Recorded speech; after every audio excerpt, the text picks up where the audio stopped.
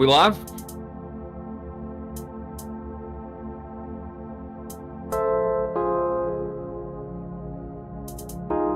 Oh, nice. Okay. Oh, it came through.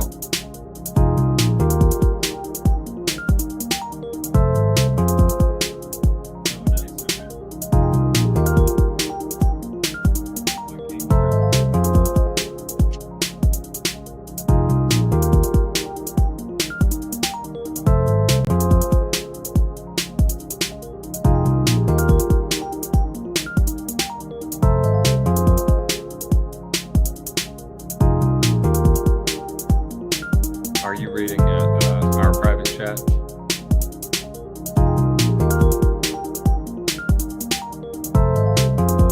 I think they can only hear me. That's what I'm typing to you.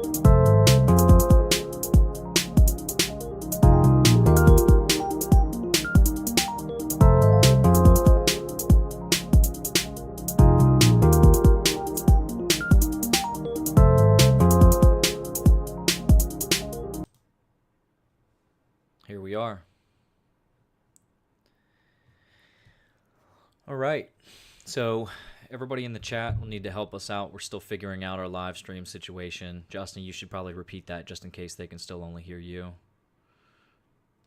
Yeah, Colin said we're trying to figure out our live stream situation, which is so classic because I got a monitor over here watching the live, which has a delay. It's incredibly distracting. It's the worst way to probably do this. But we also have some of our free labor assistants helping us to make sure that we can troubleshoot any issues that come up. Shout out Sam. Shout out Youth in Asia. Unfamiliar, but welcome to the stream. Colin, do you know Youth? Yeah, I know. I don't know Youth. I'm familiar with him. I see him a lot. It looks like they can Nice. hear us both, and we're up and running. Just Oh, Mamma Mia. fine. Oh, I'm horned. I'm horned, man. All right, so we've got a few things to discuss tonight. Do you have an agenda for us? What can I say about Colin that hasn't already been said 1,000 times on the front page of the Wall Street Journal? This guy. This guy. No, we do have an agenda, and Elephant in it's the room. always housekeeping. Elephant in the room. Elephant in the room. It's been six odd weeks since you've last seen us. Something like that. 4 or 6 weeks, something like that. It's been incredibly busy. Not to make excuses, because I know you guys are better than that. You deserve better than that. But our excuses are it's just been incredibly busy. A lot of other things in the works, a lot of other creative endeavors that hopefully you all will get to enjoy. But a lot of the laser focus that we've been directing toward the old pod has been redirected toward a couple of other things, family, work life, and other creative stuff. Top secret. Top secret creative stuff. But we are going to pump this like crazy once the time is right. And this is not the old classic red herring Justin promising something that doesn't even exist. I have been crying wolf on new amazing projects as like a gag that no one thought was funny in the first place for like 12 years. This time though, it's real. We have some partners, some creative partners that we're developing something that, to my knowledge, really hasn't been done, especially in the modern era. The modern era, as it were, so to speak. They say your mic is pretty hot. In a manner of speaking. And it's going to put a dent in the culture, we'll say that. Cursed World Problems has always been trying to say, what's up with airplane food? Am I right? And turn it around and say, what can we do to be the change we want to see in the airplane food world? Yeah. I think it's really comes down to us and what we want. I'm seeing a couple things in the chat here. I just want to give a shout out. Our buddy Sam, he says, Justin, back off the mic. And our buddy Slip and Jimmy says, Justin, get much closer to the mic. So I guess you'll decide. Justin, discretion. Who do we trust, Sam or Jimmy? Slick Jim is what we used to call him in high school, but he actually got a little bit more slippery rather than slick, so he goes by Slippy Jim now. Yeah. And then eventually they started calling him Saul because it was better for business. Speaking of Slippy, Austin's here. do you remember Star Fox 64? Slippy was the worst. Was his name Slippy or Flappy? Oh! Slippy. They actually talked, right? Justin, It wasn't get a just better words look. on the screen. Hold on. I think we should do a lot of chat engagement, considering the chat folks are giving us a lot of engagement, and I want to reward that behavior. Austin says, Justin, get a better looking face. Fix your face, man. But yeah, Slippy. That's the best thing that you can say. Sorry, let me go first every time.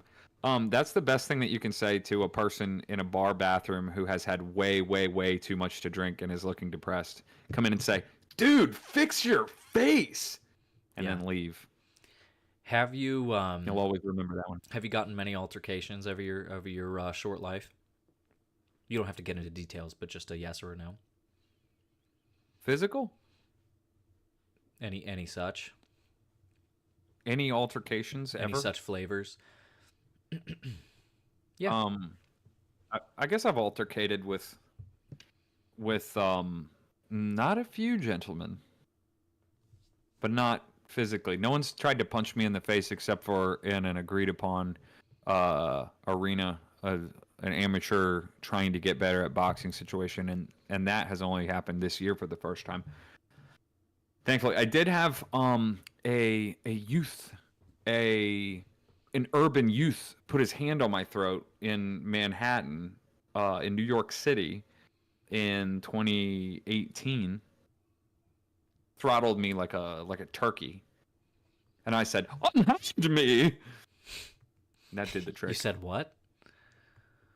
Unhand me. Okay, there you go. You're clipping a little bit. I think maybe turn your gain down a little bit. Damn, fix that. Yeah, turn your gain down just a little, and you can get nice Kevin, and close. fix that. Kevin, go ahead and fix Kevin, that for fix us, that. please. Kevin, fix that. But yeah, altercations. I don't know what made me think of that other than something that you said earlier. Back there, whenever you said something, it reminded me of altercations. And, well, I haven't really been in any either. I've been in a couple fake ones, and I guess I've had a couple opportunities, but, I was just really showing discipline in those moments. So the best thing to do is run away, man. You don't know what they're packing. You don't know what they're carrying. You don't know if they have somebody to go home to, right? You don't want to end up accidentally killing someone. No, I'm just kidding. I don't really know. I don't really know what I'm talking about. No, I feel what you're saying because I appreciated back those like banned JRE episodes with Gavin McInnes. I think he made a good point about it, right? Where he was saying there's definitely a chasm between what we think should happen and what we wouldn't do and what we're training for and whatever. And then a real life situation where are you going to go to prison for the rest of your life? Are you going to have someone's blood on your hands? Because you can stand on principle to really hold your ground on a lot of things. But if you're not accounting for the other person's irrationality, then you haven't done the whole calculation. And when you're talking about large groups of people's irrationality, then you're going to be probably held to account at the judgment for how you didn't make up for them being a bunch of fools. Because one of the things is, if you read, I think it's St. Clement of Rome talks about that, and this is like very early Christianity. He pushes to take your brother's sins as if they're your own. And I don't think that just means to forgive them or turn the other cheek or let them off the hook or be very compassionate and like get the plank out of your own eye. It does mean that, but additionally, it's like, no, you have to take responsibility for your Christian brother's sins. And how much more, if we're trying to love our enemies, how much more do we have to be like, oh, I got to turn my cheek so many times and try to go and sweep up after people who are going to be like a train wreck, Tasmanian devil of destruction and misery for themselves and others. That is like the highest calling, I think. That is a high level of near sainthood if you can pull off doing what's right to mitigate other people's eternal state. Mitigate the repercussions, the ramifications of other people's foolish, damned living. Yeah. It's interesting. And sometimes that includes, not taking the fight to where your impulses tell you to take it. Exactly. I mean, I don't remember exactly where it is. If it's in the prayer book, in the Orthodox prayer book that I have, there's a little bit of a, you go through your evening sequence and stuff like that, and then there's a kind of a rotation of prayers, or at least that's how I've been doing it, where you do the standard thing and then you do the rotation of things that you kind of plug in or whatever. And in one of them, it's going through and it talks about if I have, I don't know, I'm super paraphrasing here, but the gist is not wanting to be the cause for somebody else's sin, or not wanting to be like, if somebody else has sinned against me or something like that, or whatever, I can't. I'll have to go look it up. I should go grab it and look it up, because it's a really That's good though. really good one. Let me Already. you run with Even it. your I'll be right back. paraphrase. All right, guys. Colin's gonna go grab a Zen, but not me. I use On. On 8 milligram will keep you buzzing for 10 minutes or your money back guaranteed. Now, I'm kidding, of course. These are actually melatonin pouches disguised as nicotine, so that the viewing public considers me to be a fiend and an addict, when, in fact, I'm just winding down for bed. That's where you hide your melatonin. So, right, take that, put it in your pipe and smoke it, and write that in your little notebook of ideas for how to disguise your responsible behavior. What else do we got? Giving generic chat input. Oh, me like it. Slippin' Jimmy, you have become quickly one of my favorite chat artists of the 21st century. Yeah. Me saying everything theatrically and really homosexually just to keep the show energetic, to keep it lively. I'm not much of a homosexual, but I am pretty homosexual. Whenever I'm around my guy friends, just things are getting sensual, and that's not to be confused. Don't think that anything gross is happening, but just a real quick, just either like a grab on the back of the neck and be like, look at this wiry guy, right? And getting real close up into their face, having them smell my breath by accident, and like just making the sensory experience like a really full, like people don't escape unscathed from like being around Coll without having some sort of a sensory experience. And not all of it's negative. Sometimes it's shoulder rubs, sometimes it's I'm a really handsy guy, in all of the best ways, like all of the best ways that you can imagine. And some people don't like that. Actually, in the chat here, we've got Mr. Sam. I have a couple of instances where, I'm just being my normal sensual self and offering, shoulder rubs, just manly, just brotherhood type shoulder rubs, just get the stress out, get those tight knots out of the rhomboids, and come to find out that this gentleman... Colin gets his hands moving like Bugs Bunny whenever he's got all fours on Elmer Fudd's head and he's doing the opera music. You remember that? Yeah, exactly. And so pull that up. I'm halfway through a nice shoulder rub. I thought I was doing a good job, and then somebody informs me, an informant. Hey, sorry, Colin. Someone knocked on my door at this ungodly hour. I'm gonna go get my gun. I'll be right back. Okay, you want to? All right. Well, he's gonna be gone, and then he'll be back. But yeah, come to find out that this guy really, really hates being touched. And so what are you going to do? I take it upon myself. I think it's kind of my personal responsibility to make people a little bit more okay with being touched in different ways, in non-sexual ways. I wasn't molesting anyone. I wasn't doing anything naughty. But I was just, I think that's what God put me on this earth to do, is to make people a little bit uncomfortable on purpose, to kind of break them out of their comfort zones. So that's what I was doing, and hopefully it worked. And so I guess if we hear gunshots on Justin's stream, I'll go ahead and mute it so it doesn't bother you guys. But yeah, what we really wanted to get together tonight and talk about was, I don't know, current events. Current events. It's been a little while, and truly, since the last time that we threw out either a stream or a pre-recorded, polished product, lots of things have happened in the world, in the big wide world out there, and so we were going to address some of those. Probably not have the biggest brain takes that you've ever heard, but we'll get randy with it. I would go so far as to say that we're going to get randy with it tonight. And so, here in the chat we've got Slip and Jimmy just really, really tickling that algorithm. I stole that from Fleckus, so I'd never steal anything without saying. Anything that I borrow or steal or emulate from somebody, I'm always going to give them credit, because that's just the kind of guy I am. I'm just kind of a stand-up guy. So I really love, if you haven't checked out the Fleckus Talks podcast, it's a very little known podcast. They don't have, I think they only have like 600K subscribers or something like that. So it's up and coming, so go check them out if you want to. We'll see if they get popular. But yeah, they always talk about tickling the algorithm, and they have their little piano. So that's always cracking me up every time I see it. So I wanted to give them a little shout out. Also a shout out to King Pilled. We cross-pollinate almost exclusively, so all of you guys are probably familiar and tune into their stuff a lot. So he's been doing the Astrolabe, the Astroglide, the Astrolabe, what is it called? The Astrolabe.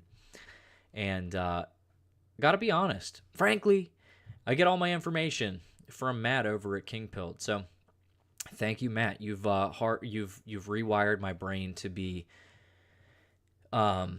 avoiding black pills at all costs. And I think that's essentially what we're going to get down to tonight, is talking about all the things that have happened over the last month or so, and kind of just hammering home the point of no black pilling. It's off the table. It's not an option anymore.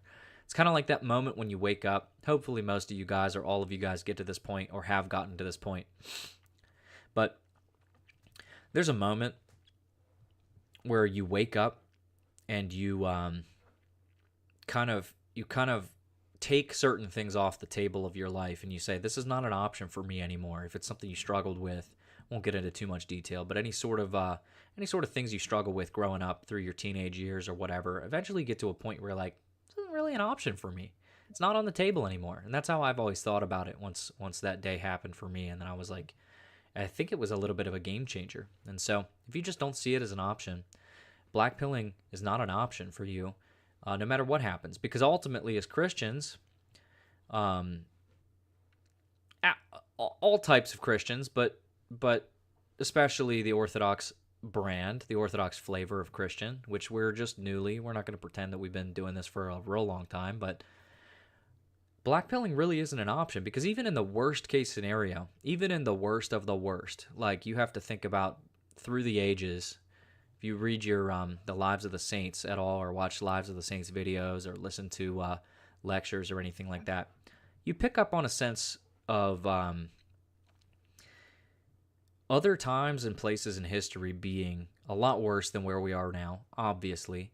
And so even in the most oppressive, most controlling, most boot on your neck type societies and regimes, under those is where your Christian faith thrives by design. There's something really, I guess that is the thing. That's we're not even. I've started to talk about it as if it's like this like secret about Christianity, but really that's kind of the billboard of Christianity. That's the thing. That's like what it ought to be advertised and is advertised by. Is it's the harsher things get, the more. How would you say this, Justin? The more. Yeah, I'd be happy to lend the assist. First of all, chat, let's hear it for Colin. Let's do a round of applause in the chat, please. L's in the chat for Colin. That's good, right? F. Did you watch F in the chat for Coll? F in the chat for Colin. Also, I'm seeing a lot of people disappointed that I was not shot. That I didn't sadly perish at my front doorstep. That's why I like you guys. Did you watch Father Josiah's latest winning reflection. He always says, I've titled this, I can't do a Father Josiah voice. I've never tried. I almost tried just now, and I was gonna blow it so hard. It was gonna tank. So I'm not gonna try. But he said, I've titled this reflection winning or something like that. And he goes, first, let me take a sip.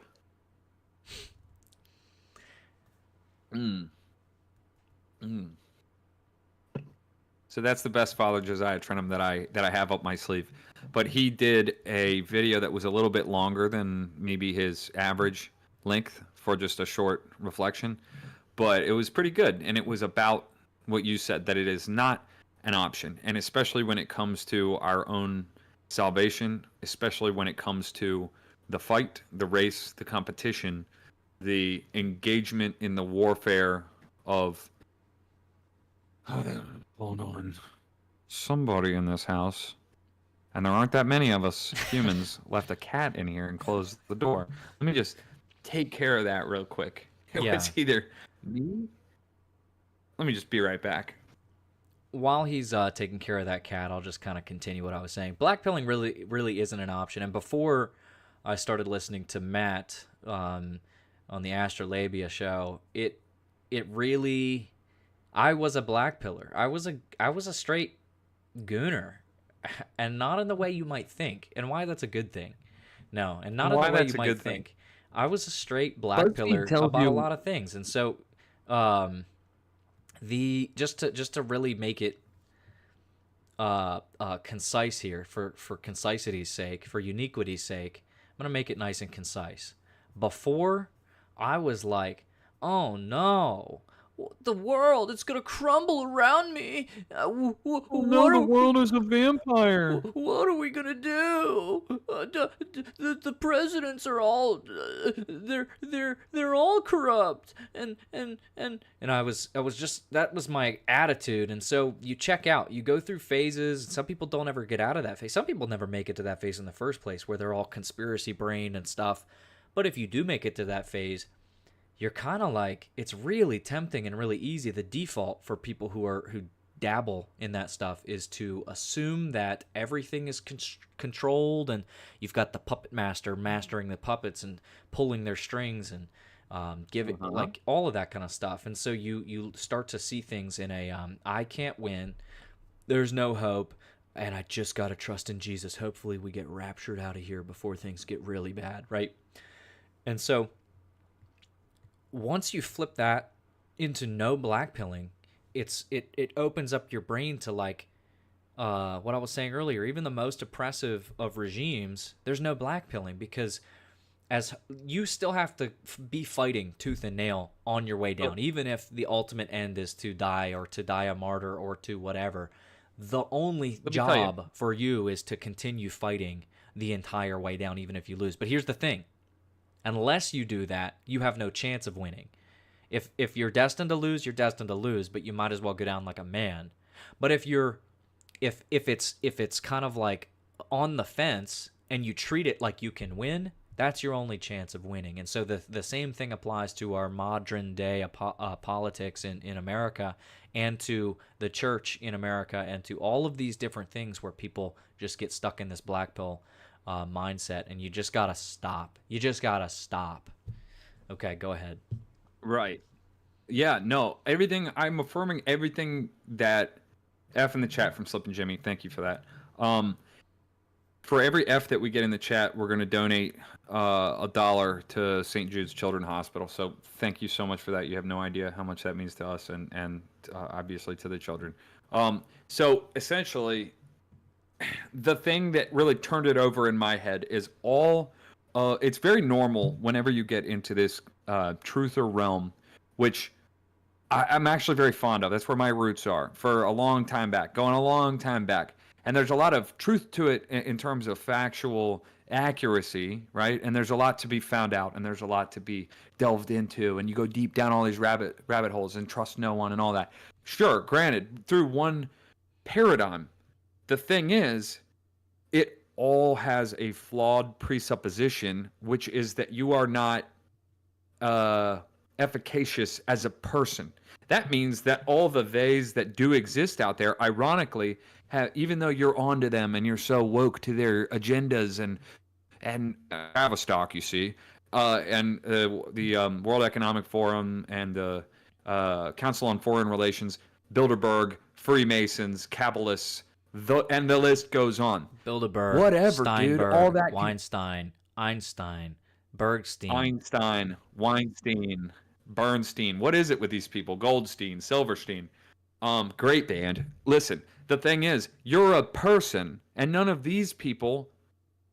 There's a Bayside lyric. He says, "I'm not taller than trees. I'm not larger than life," or vice versa. Who knows? Who cares? I'm on one right now. The fact is, they're not taller than trees. They're humans with a limited lifespan and just a human brain. They may be channeling the dark forces. They may be communing with the demons and getting these getting ahead massive power exchanges. How dare you relinquish the right to live out that hallowed scriptural passage? He who is in you is greater than he who is in the world. So you're going to say, I can't do anything, like you said. That little freaking skinny wiener having low T. Oh, Tavistock, Bilderberg, Weinstein. Okay, I get it. I understand the impulse. But the fact is, you're abdicating the responsibility to take your one life as one human being who is also merely a man. But think about it. God's first act was to put human beings who were made from the dust in charge and in dominion over the whole planet, okay?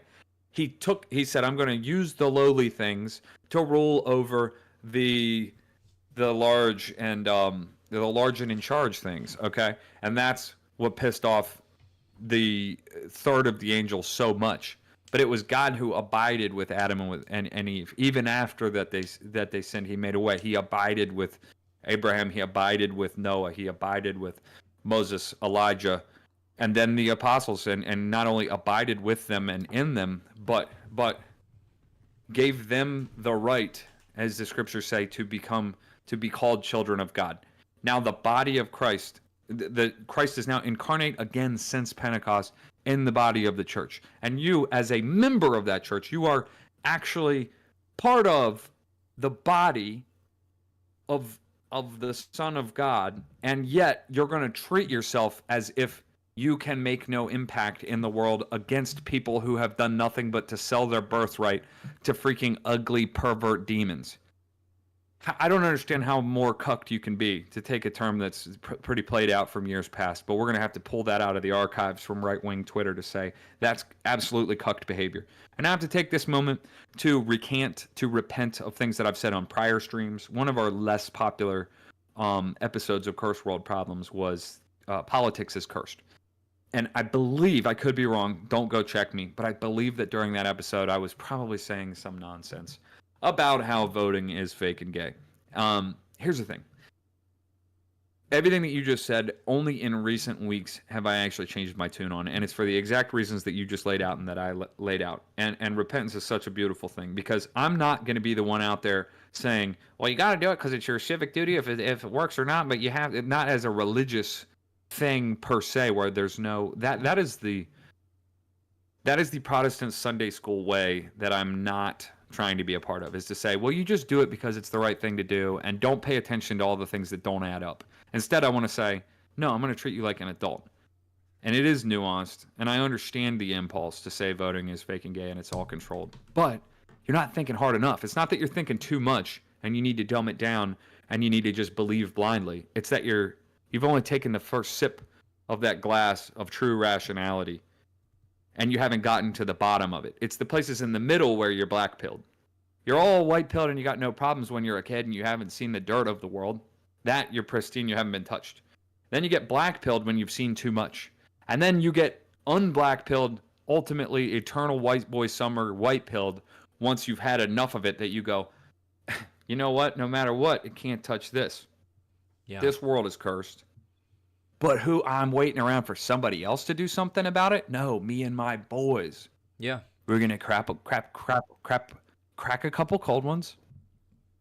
Just playing. It is yet another case where the horseshoe, the bell curve horseshoe theory totally comes into play, where you've got the full spectrum of the on the low end, they simplify it, they boil it down. Not everybody fits neatly into whatever category, but on the low end, you've got the goof, the goober, the boomer tard who is like, it's my civic duty. I've got to go out and vote, and it's like, sure, but they're seeing it as in the sense that like every vote counts and there's no manipulation, and they fully trust the bulletproof system because this is our democracy, right? And then you've got the midwits in the middle who take up most of the the 60% or the 80% of the middle that is maybe the ratios break down or the percentages break down, but the middle is more like they know just enough to make them more impotent. Like they'd be better off if they were either hot or cold. They'd be better off if they were stupid or really, really smart, right? And so they end up kind of talking themselves into and justifying this. Well, I don't want to participate in this sham event. I don't want to participate in the political theater. It's all just theater, and by me participating, I'm giving up. It's like getting like you don't want to.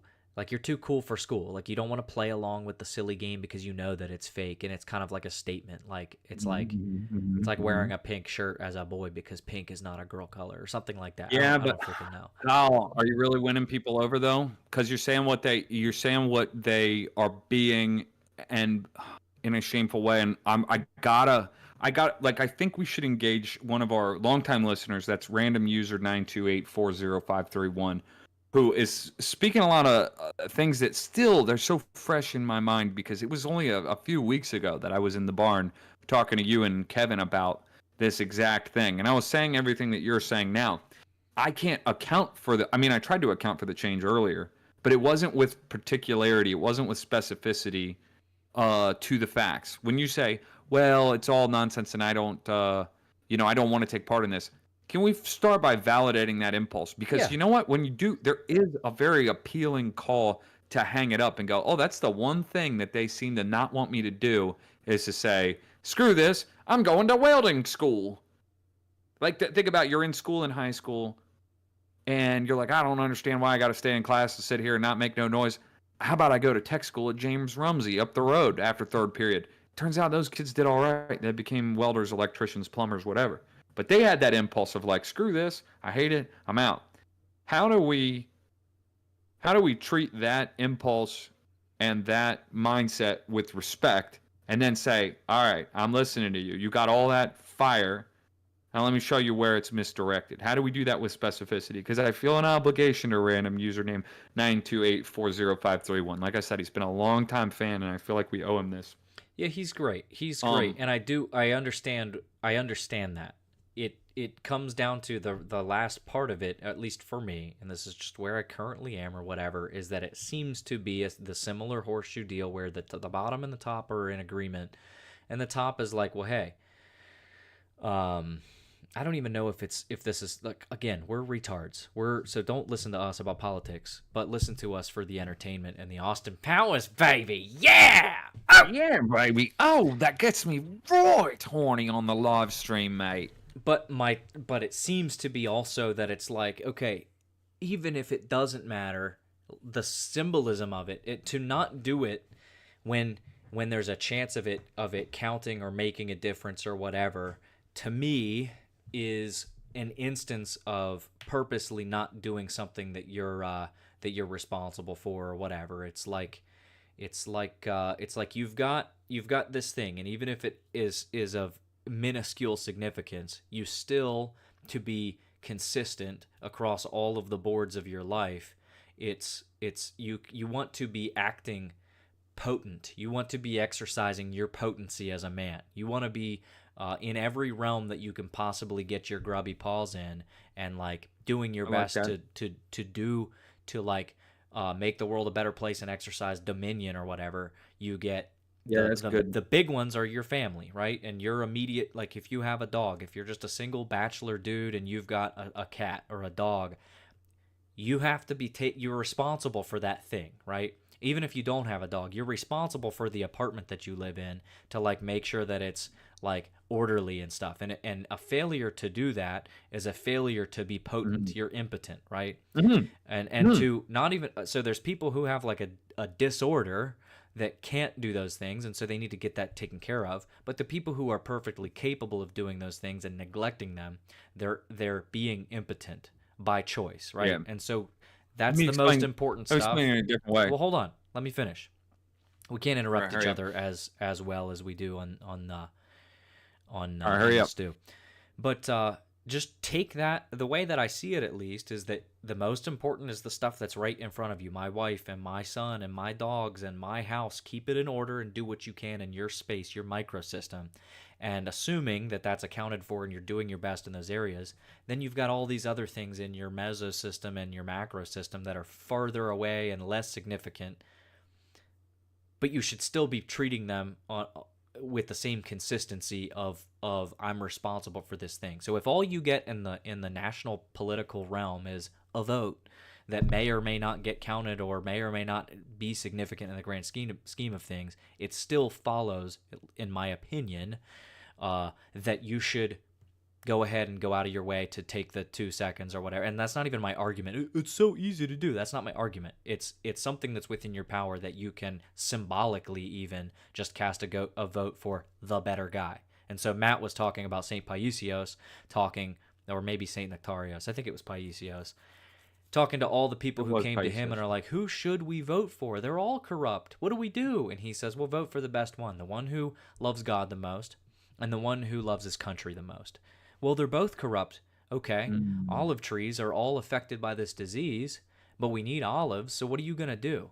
Are you going to just not get any olive oil forever because no, you're going to seek out the trees, whichever options you have at your disposal, with who are least affected. And so clearly the upcoming election has a least affected and a most affected of this disease. And it's not, casting your vote isn't saying, I 100% back this, and this is our prince, and he's going to save us with his chariots. Obviously, that's not it. Some people may think that's it, but that's a silly place to be mentally, I feel like. But even if you are understanding that it's not, you're not trusting in princes and chariots and hoping that this Zionist versus this Zionist is going to do what it doesn't even really matter, because one of them is clearly better. And you have a vote that you're responsible for. That's just how I see it. Go ahead. No, it's good. It's good. And I think that you did a good job of speed running a lot of Matt's back-to-back streams. By the way, quick shout out, King Pilled Podcast. If you guys aren't on their attendance roll, please add yourself. They're blowing up, and for good reason. Matt runs a good show. He has a daily show called The Astrolabe, for those who are just joining us right now that didn't hear Colin's plug earlier. We like to help out the little guys, you know? He's got, yeah, no, that's a joke because we're just up and coming and we're trying to do our thing. We're trying to be streaming to you guys right now, but please go over to King Pilled. Matt is like one of those people like Jay Dyer that you go, how did you ever have time to read and learn as much as you have read and learned? Who knows? You can ask him in the chat, but his show's called The Astrolabe, and it's some, extremely esoteric reference to like a weird little tool that's like a star map or something like that. Don't worry about it. Just check it out. But yeah, Colin, I think you did a great job there to speed run the game of Matt giving his no black pilling worldview consistently, and you kind of distilled it, and it's great, and I agree with it. And especially because you have that, if you don't trust the system and you never know who's trying to play you, but you're an Orthodox Christian, which not everyone necessarily watching is, but, you know, you guys will get there. We pray for you all the time. Just kidding, but we should. I don't want to lie, but we should. Let's write down guys in the chat. Pray for their coming home. Here's the thing. If you don't trust... I sounded like Joe Biden, losing train of thought and going, here's the thing. If you don't trust the world and the powers that be, the Democrats, the Republicans, the institutions...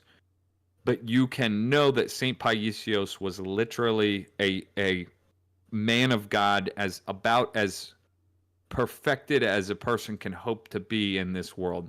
That's why he is recognized as a saint, and he and I overlap in the timelines. When I was just a tiny little baby boy, he was nearing the end of his earthly life and ministry. So he's right then, but even since 1994 or 5 or whatever was the year of his repose, the church has been abundantly confident in his sainthood because of all of the wonders that he had worked, all of the profound wisdom and the service and the humility and his basically theosis in action that thousands upon thousands had witnessed. And that man had a clear and no nonsense and sort of demystified answer, which is what you said.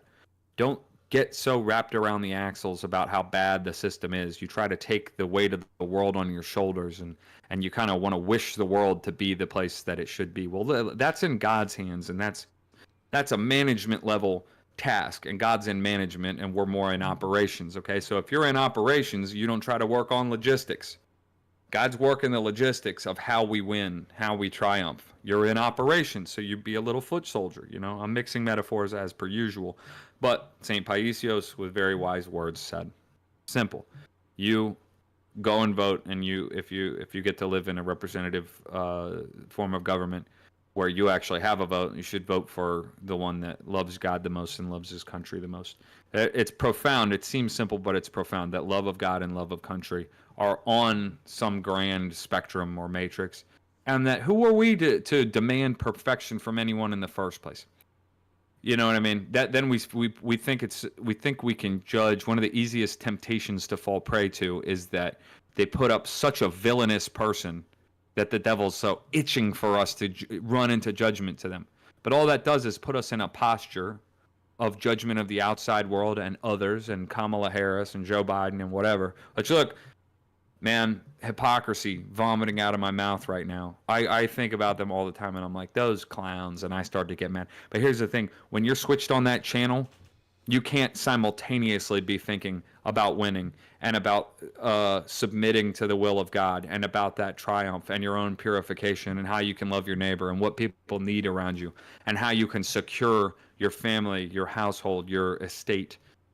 And you got to be focused on those things. You can't be thinking about those clowns. If they are indeed clowns, which they are, okay, God laughs at the wicked. He laughs in the face of their plans. And yet we're the ones over here like, man, I can't believe what they've done, what's happened to this country. Well, man, organize then, do it. Now let me run into my next point. I know I'm speaking a million words a minute here, but Ashley and I were talking the other day about there's something baked in, unfortunately. Until we learn our lesson, it's going to be that asterisk, unfortunately.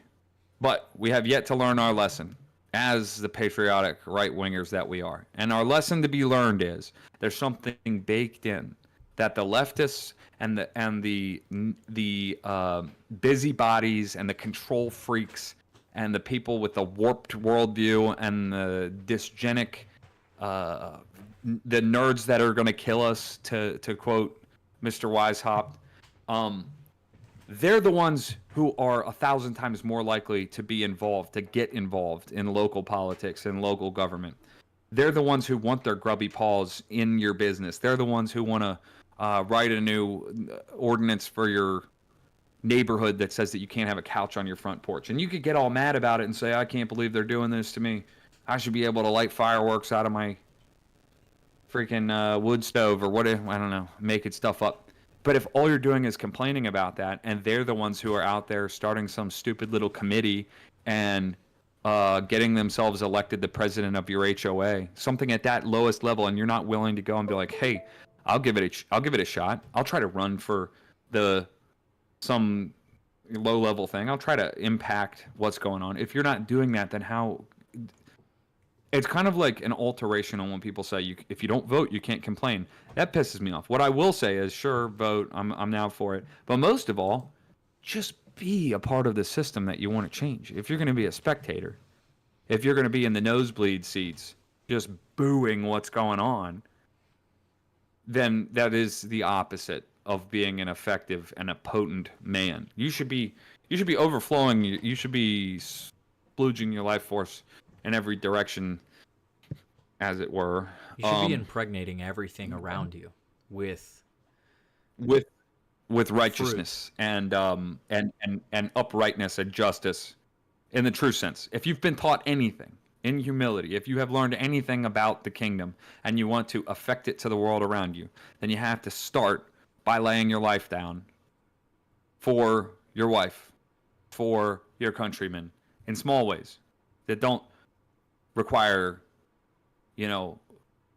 being at the end of a gun. In the meantime, if you're like, yeah, I would be, we talked about this. I'm repeating myself from one of the full-fledged episodes that we had, but essentially, if you are so deluded as to think that you would be some kind of martyr if the situation called for it, but you're not willing to exert any of your extremely godlike abilities that he has placed in you, in your mind, in your will, in your masculine life force, and you just flush that down the toilet and funnel that all into Call of Duty or Fortnite or Halo or whatever is your thing of choice. Angst. If that's your only battlefield, blackpilling angst. That's another thing you can funnel all that energy into. I did it for like 20 years, man. You're preaching to the choir. And to the chat, we're not just being hypocrites here. I spent a lot of time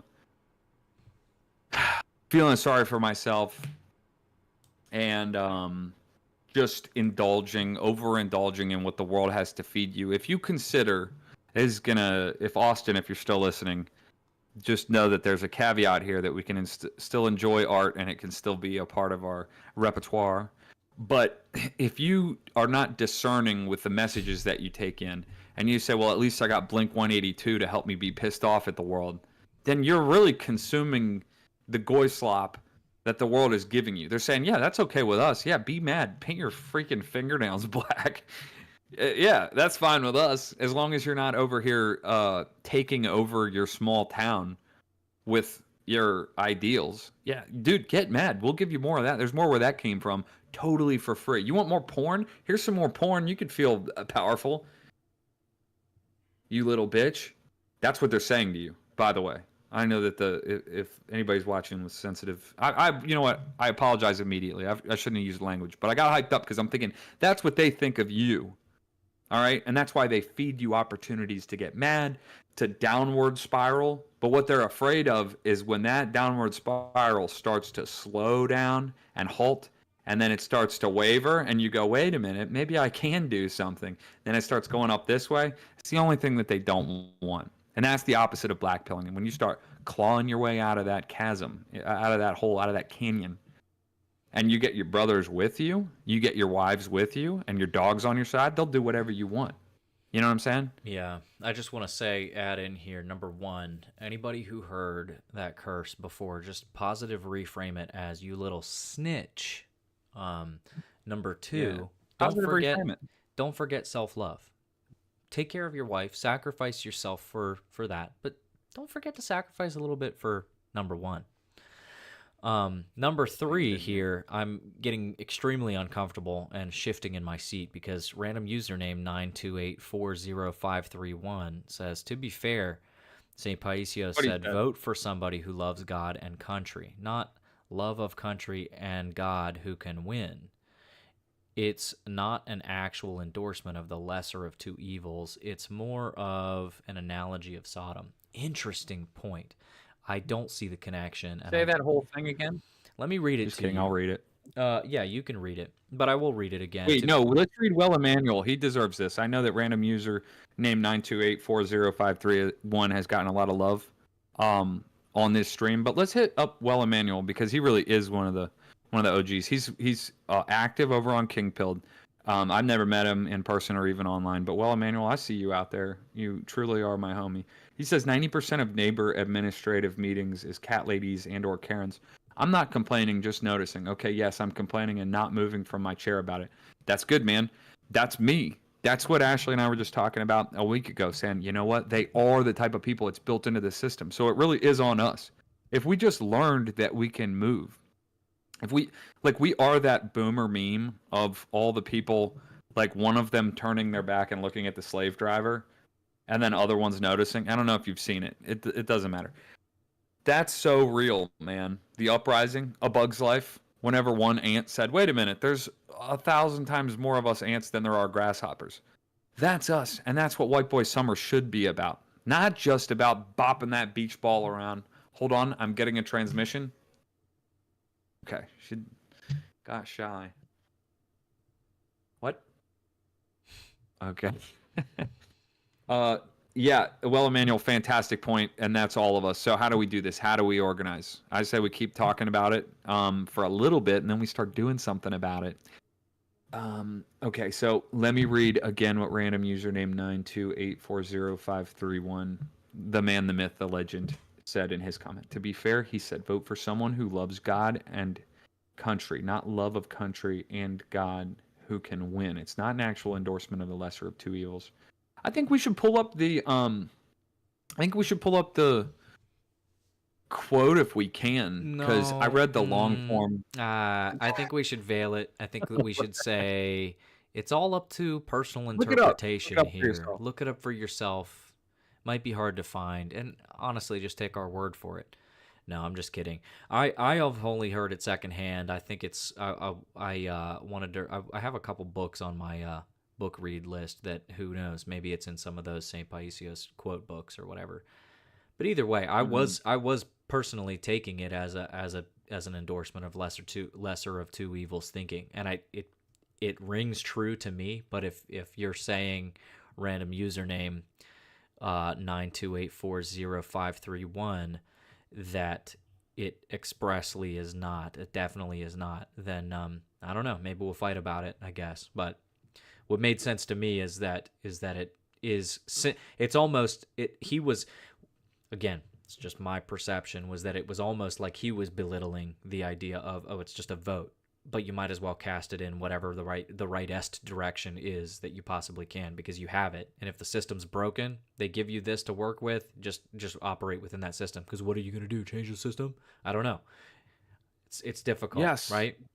Yeah, change the system, but are you going to change the system overnight? This is like, eventually I want to get into what other people online have been saying, very prominent people, and kind of flesh that out a little bit, because I think it's important, and it's there's a lot of different angles and things like that. But well, the foregone conclusion is that we have not identified and properly zeroed in on and targeted is that voting is the only thing that you have. If it really was true in some world where the only power that you could exert is a vote, then I don't know, maybe I'd be back on team voting is fake and gay.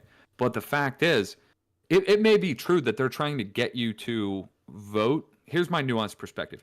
It probably is true that they push you, gotta vote, vote, vote. If you don't vote, then you don't have a voice. If you don't vote, you can't complain. And then couch it in terms of, frame it in a way that makes it seem like once you've voted, you've done your duty, go and sit back down and wait for the results. That is what the young right-winger, that is the young right-winger's Venus flytrap, is to say, I went and I did it, I cast that vote. Whether you did it for Donald Trump and you said the lesser of two evils, or whether you did it for Ron Paul and you go home knowing that you just voted on principle and that you're not going to have him as a president. And I don't say that flippantly, because Ron Paul really would have been the best president we've ever had. I still got that little core of libertarianism in me, even though I don't believe in it, and it's not tenable.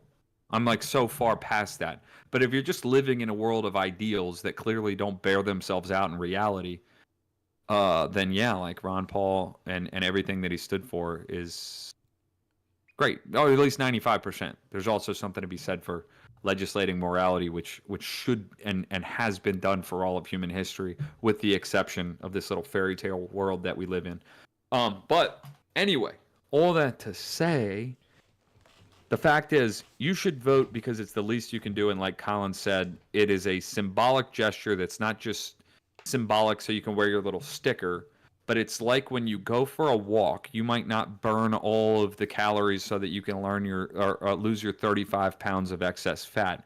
But what you are doing is telling your brain, your body, your soul, your spirit, your mind that you are in motion and that you're moving forward, and that cannot be replicated. You can't sit in your house and meditate on how good you're going to do this week or this month or this year and actually have it take effect. You have to move. You have to put your hands to the plow. The same thing with prayer.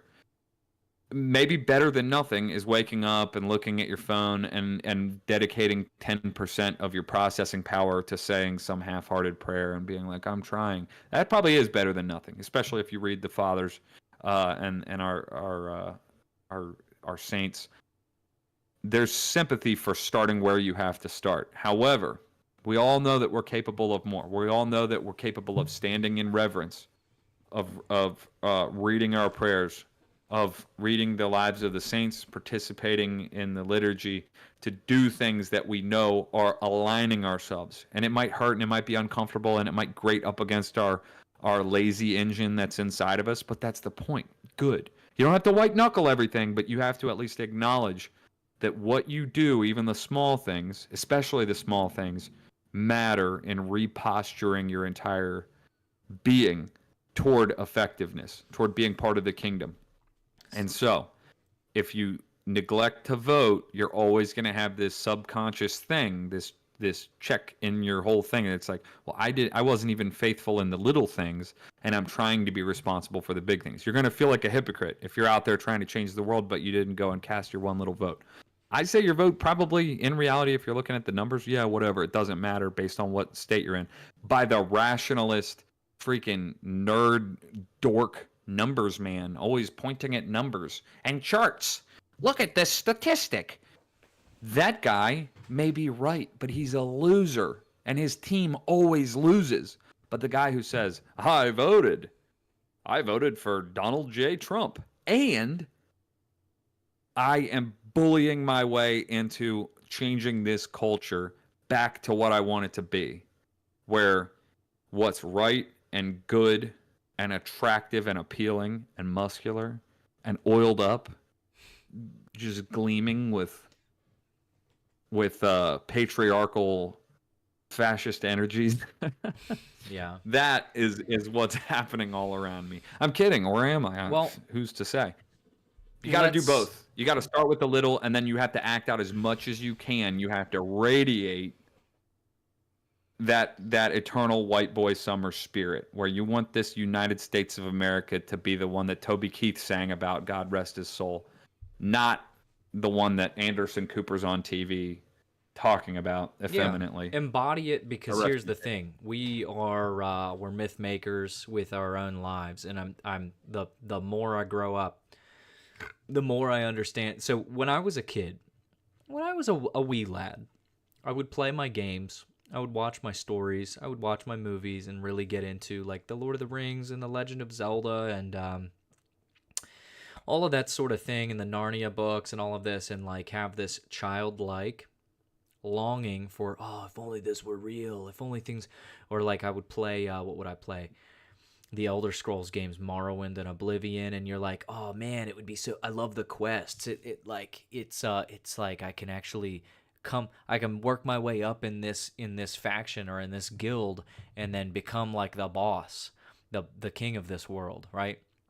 The god of this world. And then you get the cool freaking hood that you can go and sneak around and pickpocket people and all that kind of stuff, right? And the knee-jerk reaction, the emotional part, is I wish this was real and that real life was like this. And then the quick second voice in your head is immediately there, right behind it, to stand lurking over that voice. And then he's right behind me, isn't he? And he turns around to see this voice that immediately throws him to the ground and curb stomps him and says, "Life is not like that. You're being too you're being too hopeful, right?"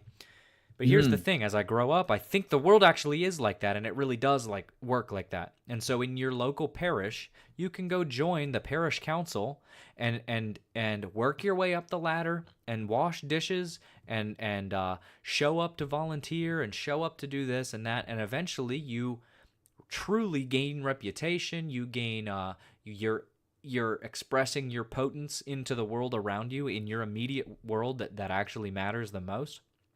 And you work your way up to a point of higher influence as you go, and eventually you get to a point where you really can make big decisions that affect more than just you, right? And so the world really does work like that. And so just to wrap up this whole thing, everything that's going on in the chat over here with our friends talking about, well, and I'm not making fun of you or whatever. I'm just putting on a voice just for the fun of it. But they're like, Don't do it. Excuse me. Well, if you're going to vote in a federal national election, you should be voting in the. Of course. So here's the thing. Everything that I'm talking about with going out and voting for a president of the United States in any particular 4-year election is assuming that you're taking care of the other stuff and that you're focusing all the way down to the best of your ability. Now, this is where it's ultimately currently hypocritical, but I'm working on it. But I understand you can understand things logically before you start to practice them. And so I personally am trying to learn like my local mayor and our more than just the governor, like your state senator and all of this kind of stuff, and write a letter to your senator. You should be doing that stuff, and that is all kind of assumed. The assumption underneath I'm going to go cast my vote is that, oh, I've already taken care of my family, like I'm doing my best in that realm. I've already learned my city, and I'm trying to influence it in the best way that I can. My personal small business, my local business, my small business in my community is giving back and doing things, and we're volunteering for the freaking food kitchen and all this kind of stuff. And so, assuming that all of those things are in order, it is also important, I think, to go out and exercise the tippy top small influential thing, which is your vote in the federal elections and all this kind of stuff. That's what I'm saying. And that's just to wrap that whole thing up and tie it up with a neat little bow. Those things are obviously, of course, that's the best way to do it, is to be active all the way up, and you clearly have more influence on your local elections of who's going to be the school superintendent of your county, and who's going to be the person who's making decisions. Like, you should be beating on the door and sending letters every single day if there's some goof off in some office somewhere who is just listening to the Karens who are exclusively the ones who show up to the student council or the student council. Those types of things. You gotta be a part of that and bully those people into doing what you want. Of course. Well, or at least make them very uncomfortable, because I have a sneaking suspicion. First of all, let me back up and say you played an awful lot of bad cop there, Colin. I got to say, it is an obvious to you, but it's not so obvious. Everything that Sam, Slippin' Jimmy, Well Emmanuel, and the rest are. What's up, Mr. Westford? I texted him to get in the chat. Oh, we're turning up the heat now. My point is, it's not so obvious to everyone. It does still bear mentioning for people like me, slow boys like me, that local politics, there ought to be a better word for it, because it just sounds so freaking dorky. Local politics. I'm gonna get involved in local politics. No, you know what it is? It's the machine around you. It's the gears that are closest to you and your little cog that you can turn the other direction, that you can impose your individual will on, and watch those ripples. You know, you stand up at a town hall meeting, you can get people going, hey, I like that. Someone's finally saying it. Yeah, we're pissed off. Just like in all the movies. Okay? That's so important, and I think it gets glossed over. And I do think that the work of the devil and the powers that be wants you to think globally, be global, think about what's going on over there, what's going on in Palestine, what's going on in Ukraine. Okay, whatever. I'll concede that those are important, but what am I going to do? Fly to Ukraine? Go fly to Palestine to fight the Jews? Or whatever I would do? I just picked something out of a hat. I mean, whatever. I don't know what I would. Whatever. Can we positive reframe that, what I said? Yeah, let's positive reframe that real quick. And what am I going to do? Fly over there and fight the Smurfs. The Okay, Smurf, the so Brazilians. Okay, no, you're right. like You're the right. Brazilians?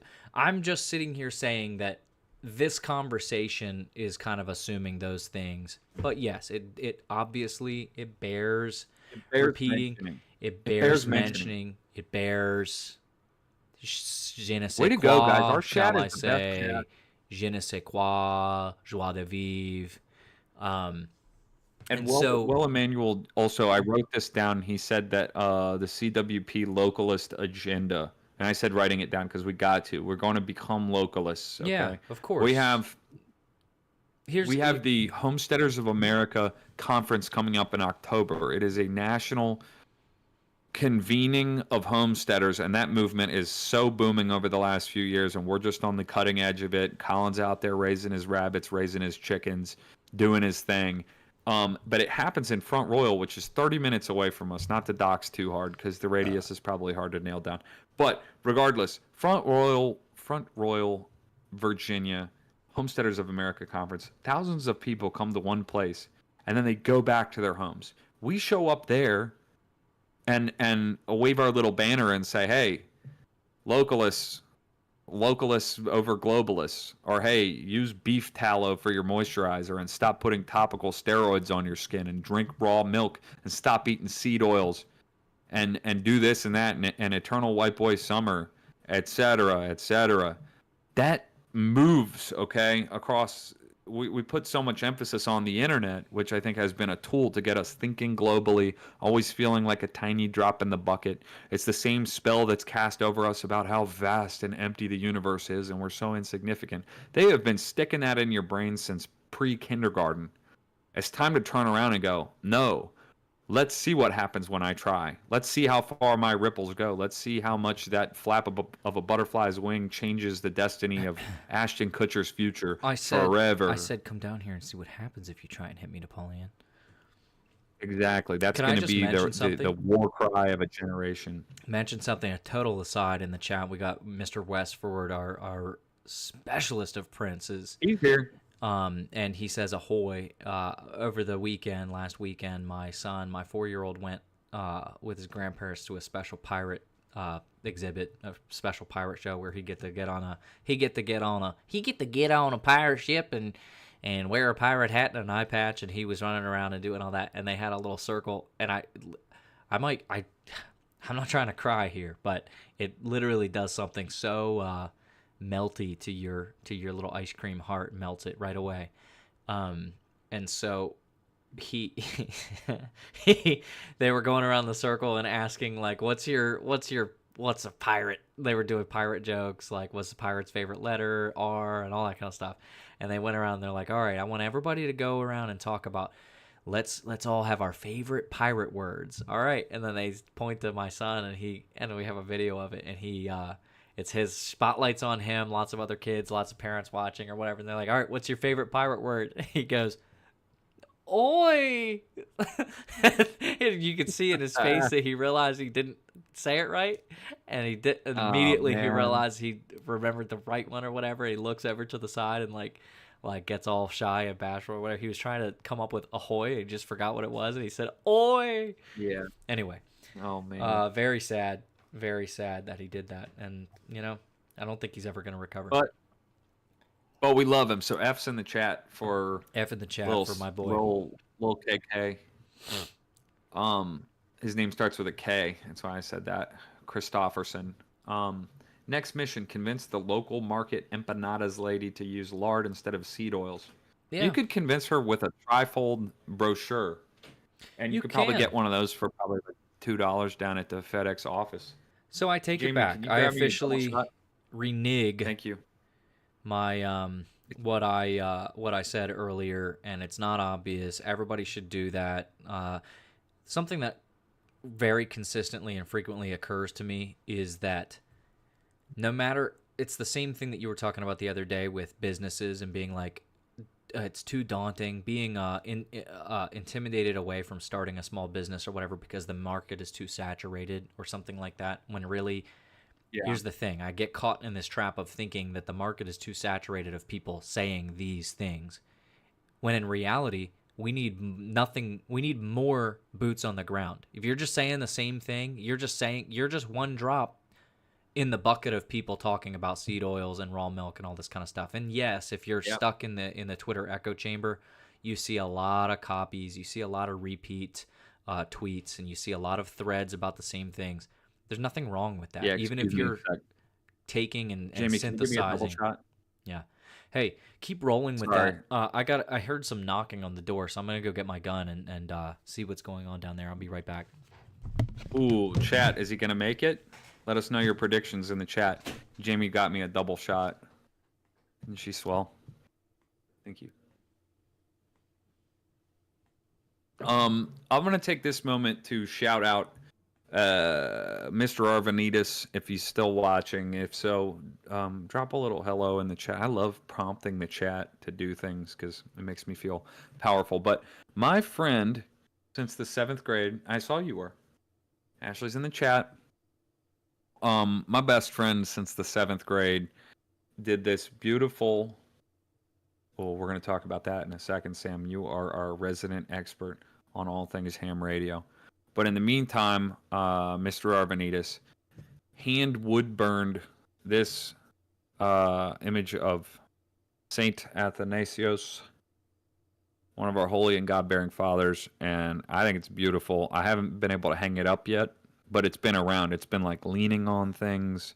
It's been down at our icon corner. It's been up here in the office since I recently cleaned the desk. But tomorrow, we're going to work on getting some double-sided Velcro and putting this right here so that I can remember the work for the church and the kingdom that was carried out by St. Athanasius. Do what? Yeah, we got to fill airtime here, so I'm getting one of my part-time producers is Ashley here, and she wants me to show you guys one of 3 little cats that we have. Can you bring me? So this is our oldest. Her name's Murphy, which is a boy name because they thought that she was a boy. That's you. That's you. Look, that's you. And this is her little Tookus. All right, beautiful. All right. W's in the chat for Murphy. All right, Coll, nothing. Yeah. We were just talking about how the Aristotelian method of rhetoric is it leaves one wanting, in terms of intellectual and logical consistency when looked through the when perceived through the paradigm of the greater Greek philosophical landscape. But we're not ready to have that conversation. What is this, a reptilian you're talking about? So the Pleiadian star system is one of the most prolific when it comes to ghoulish reptilians that have interfaced with our human wavelength for eons. Wow. But we're not ready for that conversation. So, enough said? Yeah, sure. One thing, hold on, I got some notes. So, your current event, Napoleon? My current events. Not much has happened over the last couple months.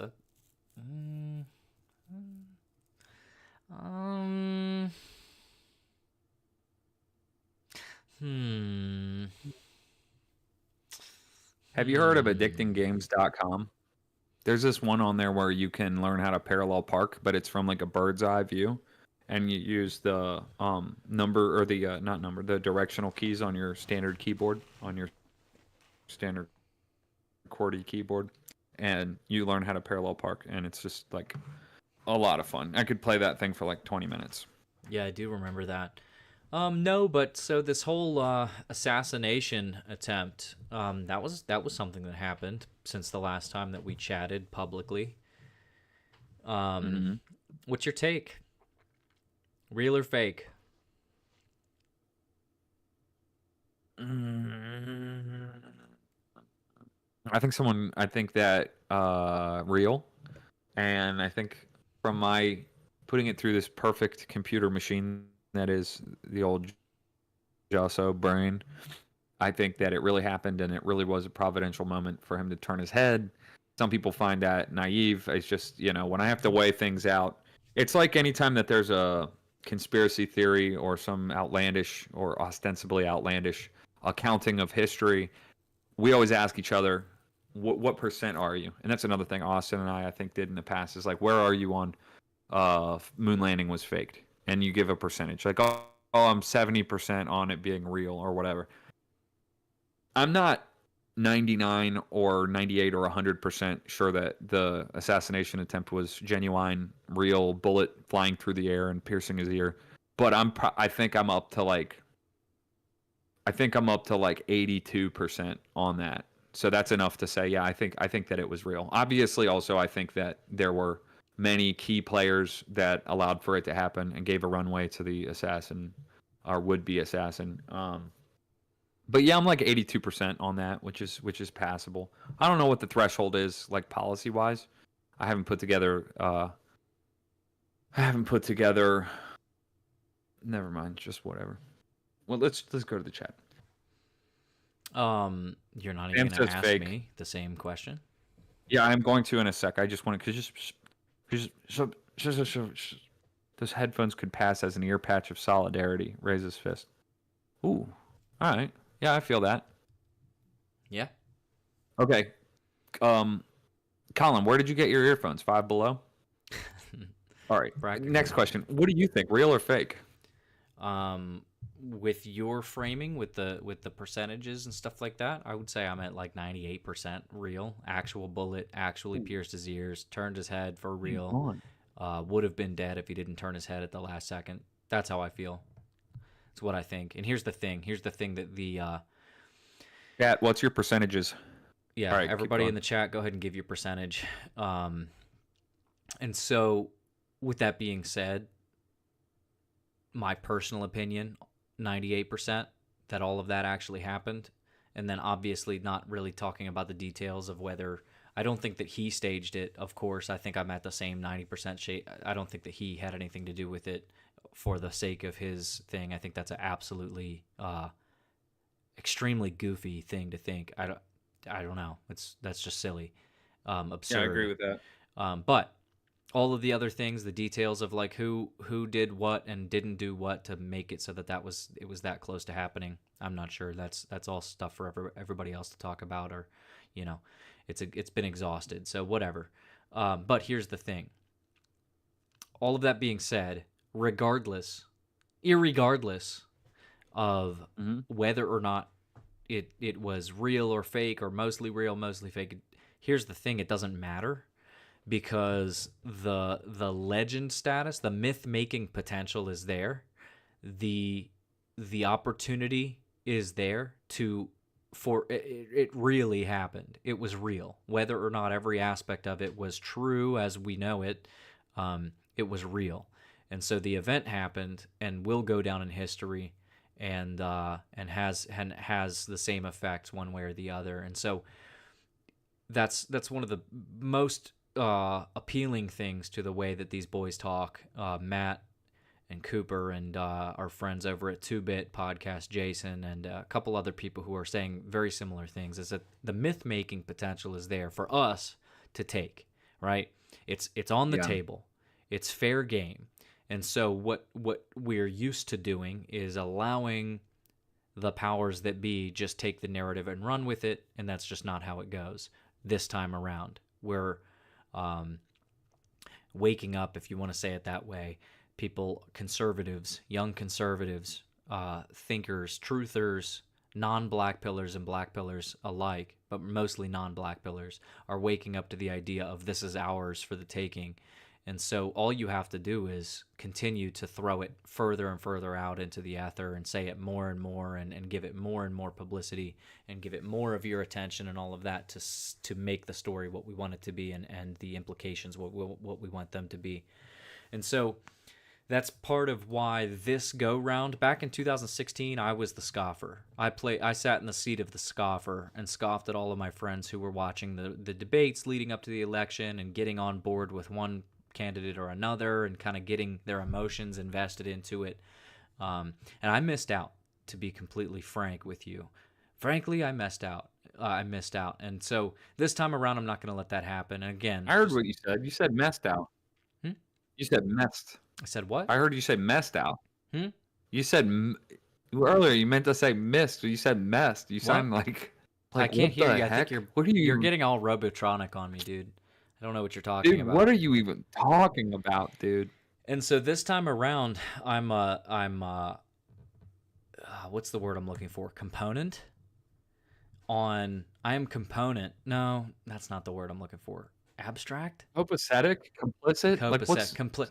Dude, you're bombing right now. I am dead set on not missing out this time around, and so I'm gonna let my emotions get involved. I'm gonna go ahead and wave a banner, and I'm gonna go ahead and enjoy it. And so, while, like I said earlier, they're not mutually exclusive things. Trusting in princes and chariots, and enjoying the ride and having fun and buying the hats and waving the flags and being like pro a person, right? And so Yeah, it's absurd to think that you have to choose one or the other. No, I can have fun with this. We can enjoy this together. We can have a little hoo-ha, a little get-together, a little party on election night or whatever, just to see things roll in and celebrate, right? And so it's about recognizing that. Oh, go ahead. I was just going to say, I don't think that is the same as trusting in parrots and Trincians or whatever I said earlier. Yeah. And so parrots and wizards. Listen, trusting two things got to happen. Well, three things got to happen. Yeah. Do you ever think there's a parrot on your shoulder? That was an old joke from Dave Attell. But it was like out of left field and it really played. Like he executed well. He's like, finishes a joke and then he was like, ha! He's like, oh, sorry, man. You ever just get scared that maybe there's a parrot on your shoulder? And it was, I don't know, it was beautiful. So a couple of things that are popping into my head. One is when I'm sitting here listening to you talk and I'm like looking down like this, and then I looked up and saw myself doing that, I realized I look just like Redeemed Zoomer. He does that a lot where he's listening to someone talk and like looking at his keyboard. Yeah. That was funny. Number two, I want to go ahead and tally up our contributions from our beloved viewing audience. Sam gives it a 60%, reasonable, mature, because he was saying earlier in the chat, he's like, I'm going to give it 60%. I'll still err on the side of, Occam's razor. What's the most simple explanation? That it actually happened because we saw it happen. But the 40% I respect, man. That is a true conspiracist coming through. And, hey, dude, you gotta, I'm not gonna call it a phase because I'm still in it, but you gotta figure out how to embrace that, wrestle with it, figure out how to plug it into the rest of your worldview. And none of this stuff happens overnight. That's where, like me, some days I wake up and I go, yeah, this, like most news stories are curated, selected, polished to spin me in a certain direction or to get my ire up, get my anger and my confusion and maybe my throwing my hands up and resigning to the whatever. And then other times I'm like, well, they're just reporting what actually happened, man. And it just fluctuates. It goes that way. So you got to keep pushing forward and stand on the solid ground that you do have theologically, philosophically, intellectually, and go with it. So I really respect that 60%. Too hard to fake the earshot, so 90% on the actual shot. As for reasons and who is behind it, who knows? Yeah, pretty much got to agree on that. One thing I want to say, Juss. Thing that I wanted to say was, you were getting Robotronic for real this time, so maybe check your internet. I don't want to make the few people who are listening to us upset. I really don't want to upset them. So please fix your internet. I mean, it's fine now. It's just going in and out. Just going in and out. How is it now? It's fine right now. Mamma mia. Mamma mia. Yeah, no, I agree. That's it definitely, I feel like it happened. And the other thing, here's what I appreciate about the Matt Pild show, the Astrolabe, the Astroglide show, is that exclusively he gets into the meta politics, the meta story, the meta, what's behind the story. And so the way that he looks at things from a 30,000 foot eagle eye view, and also down on the ground, and like just kind of like piecing stuff together, he's always talking about the vibe shift. He's always talking about how they wouldn't be saying it or framing it this way if they weren't thinking this or whatever. And so it's never just face value. It's always what is behind the words that are being spoken, or the article titles, or the whatever. And one thing that he consistently is coming back to in seeing in today's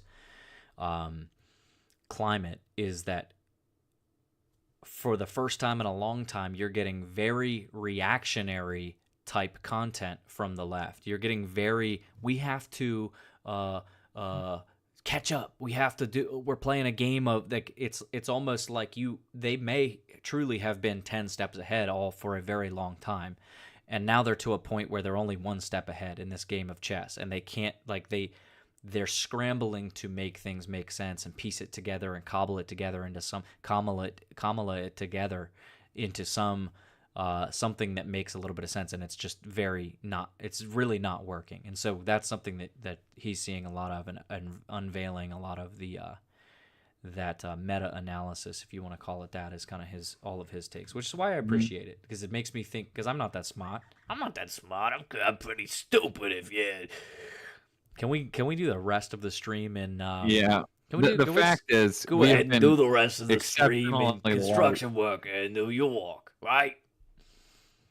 Dude, that's why I think we would have had like 3 times as many consistent viewers if we had injected a lot more arbitrary and not just totally unnecessary impressions and just little characters.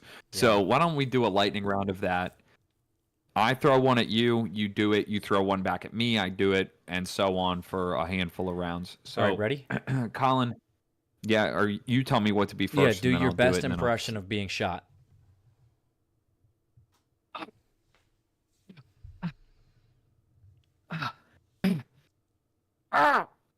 Oh, that's smart. All right, my turn. Oh, are you serious, man? Oh, not again. All right, now do your best impression of spilling hot tea on yourself. Okay. Man, finally, I get to relax from a hard day's work down at the widget factory. I made something like 600 widgets just today alone. Now I get to enjoy this nice scalding hot. Oh, me nutsack. Oh, that's smart. All right. He's saying that smarts every time.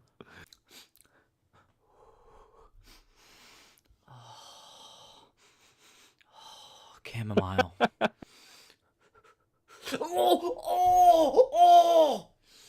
That's all I got. What do we got next? All right, okay, let me throw a couple at you. Let's do an impression of I'd like you to do an impression of Elon Musk trying to convince like tribal, just an extremely primitive tribe of cannibals not to skewer him and eat him. He's stranded on an island and you are Elon Musk. And go. If you one thing that is bothersome to me is these I don't know. He doesn't even stutter that much. He stutters a little bit. Yeah, I'm sorry. You really, please don't ever give me any more impressions of real people, because I All right, okay, I promise. All right. So do Bill Gates at a basketball game, but he's never seen basketball before and he thinks it's just it's incredible. Oh, this is really nice. Hot dogs. I got myself a hot dog up there, and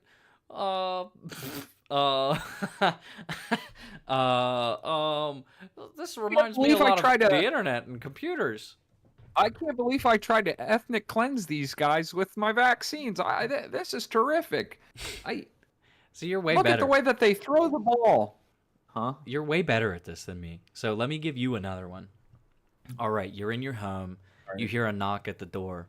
Your wife peeps through the peephole and says, Justin, there's a guy.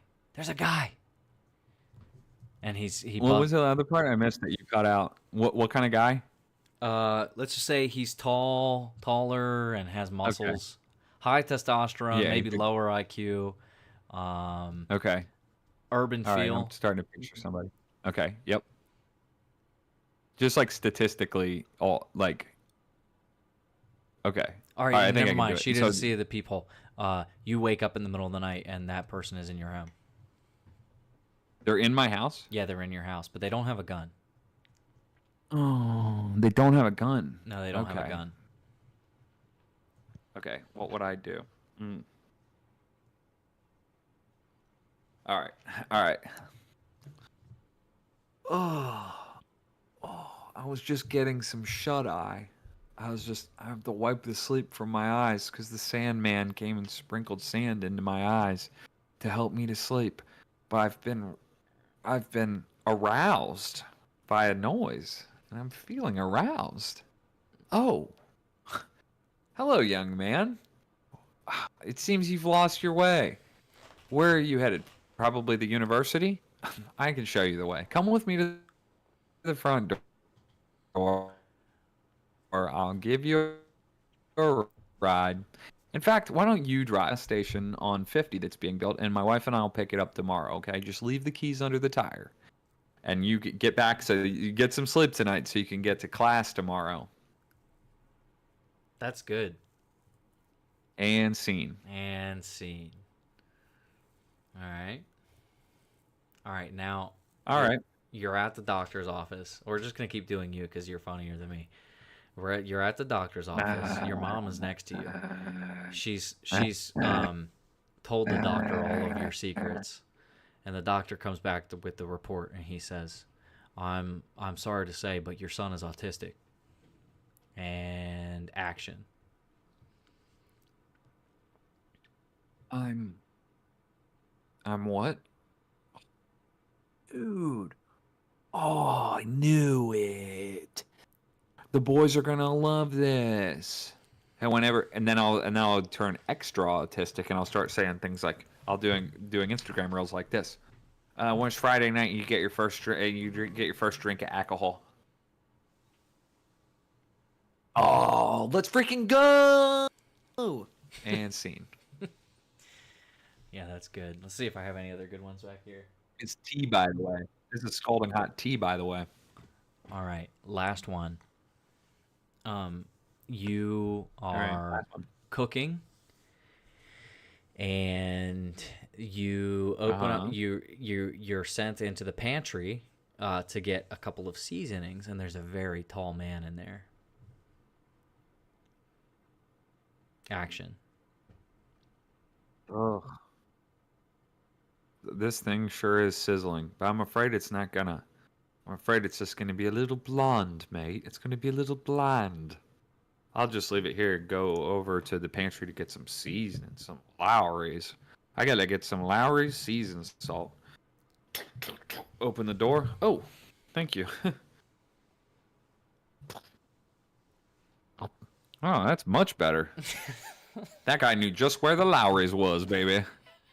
Zatarans. And scene. And scene. That was perfect, dude. I don't think you pulled it off perfect. We're sending this straight to. I'm sending this straight to Hollywood. Can you guys all? Oh man, can you guys please all send this to Sam Hyde, please? Speaking of Sam just- Hyde, I want him to notice me. I just want Sam Hyde to notice me, please. he got the I just want him to see me do. he got the shout out of a lifetime. I would be just like his little bro. Yeah. Let's check this out here. The Real shout quick. out of a lifetime. We'll have to see if this actually works. I'm not sure if they'll be able to hear the sound. Maybe we'll depend on the chat. Anybody who's still watching, we're gonna switch over to important announcement from Sam Hyde. We got 10 viewers, Colin. That's a record for tonight. Yeah, You might think we're dwindling, but I think we're doing great. All right, this let's is see critical if this mass. comes through. All right, faithful chattiers, making sure so you could hear this. Hey everyone, it's AJ. And the Rizzler. Let's look at that Riz face. And we are here to give a shout out to the upcoming podcast, The Perfect Guy Life, or PGL. We cannot wait to listen to the new podcast and give it a big boom! So let's see it one more time for the podcast, PGL. And Big Justin, before the first episode, we better get over to Costco and get us. And a big and one more time before we get out of here, Big Justice. 3, 2, 1. Chat, please tell me you heard that. Chat. Well, please tell us you Emmanuel, heard Sam. Please, Mr. Westford, Ashley, Slippin' Jimmy, heck, even random username 928405531, Actsman, anyone. How do you feel about those Euthanasia. guys? Have you seen a lot of them? Or a little You know, bit? at first, I've seen plenty. I've seen like 9 videos from them, and at first I was like, I can't believe this is real. Nice, Slippin' Jimmy said that it all came through loud and clear. Nice. Yeah, at first, to be totally honest with my like trajectory of how favorable they were to my just default setting brain without trying to like them or anything, I hated them. Okay, on the front end, I was like, oh my goodness, I can't explain why this is like engineered to disgust me and piss me off. I watched maybe like 2 more videos and I was like, all right, they're just having fun, okay? This kid, you really can't. And the guy, all right, first of all, he's freaking like Bane, okay? He's monster, he's a monster, okay? Yeah, exactly. He's got big muscles. He might look like he has like mascara on or something, and that's weird and off-putting. And yeah, they shop at Costco and that's their whole thing. But they're out there doing it, and it's a father-son endeavor, and they really are bonding, and they're charismatic on screen, and they have succeeded where I have failed in terms of internet notoriety. If I still hated them, I'd be nothing more than a hater. Yeah. And I don't want to be a hater. Yeah. So I say, they bring the boom. Yeah, exactly. My thoughts exactly. My thought process exactly. My journey exactly. And so I don't think I was extremely... That's coincidental. Yeah, everything That that was you my just opinion. said, everything that you just said is what I feel too and think, as well. And yeah, no, initially I don't think I was as Hold on. upset as many others. Go Yeah, on. wait. Random username 928405531. Actually, cracking me up with the comment. Audio works. Sad face. Yeah. he just didn't like it. Yeah. All right, please. Yeah, no, I was not initially so off put by them. It's like as cringe as anything else, but not really as cringe as it gets. It's not nowhere near the same type of reaction you get from Itty Bitty Titties and a Bob, that type of thing, where it actually gets you in the gut a little That was bit. rough. And so that they've always been like, I don't know, it's cool, it's fine. Initially, it started out as like people are making fun of these guys. They're being too genuine or whatever. But that's such an immature, that's such a loser type reaction to everything. They're getting people who are upset at other people being too genuine. There's a problem with the person who's upset because they're the only one not having fun. And it's like you gotta grow. It's something you gotta grow change into that about yourself to like start to just appreciate things and be like, okay, some things get deservingly get this is bad, and it's usually things that are just truly in poor taste and like all of that kind of stuff, or just bad content, negative content. But stuff where it's just kind of Yeah, but if your whole personality is based on disapproving of something or laughing at it when you're not doing anything, dude, a little walk down memory lane. Obviously, the big examples are like Nickelback and cargo shorts. And it's like, okay, those cargo shorts, why'd you take that off the table for me? I could have been holding so much stuff and still keeping my legs cool. Nickelback, obviously, there are some absolute bangerangs. Like probably 6 or 7 songs. I can't take that from them. But the world went on this journey of freaking for years on end, okay? I get it, and I was part of it. I'm not going to act like I'm totally innocent. But if you never come out on the other side, you're just a sad loser, okay? I think that I was poisoned in a certain way against that because when you and I were little lads, our older brother was the first to have this bitter edge against the popular culture. And you know what? Maybe the pendulum was so far to the slop that was needed at that time. You needed people. Brian was talking. I think he would talk trash on like Good Charlotte for being posers, and I'm like, okay, looking back, I think if he was genuinely part of the 2003 skate culture, then he was well within his rights to judge Good Charlotte for painting their nails black and having ultra well-produced tunes that were sweeping the nation, and they were on TRL, on MTV and stuff. Can you sing one of their Granted, songs real quick? Yeah, actually, I can't remember the lyrics to the Little Things, but that was one of the ones that Austin and I would bump in college. When there's something, and they all laughed at us. Dick, na na na na. Little things, that was one song, and the other one, obviously, much more famous.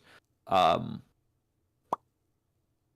on, if you just don't mind, I'll take a moment to have a sip of my coffee.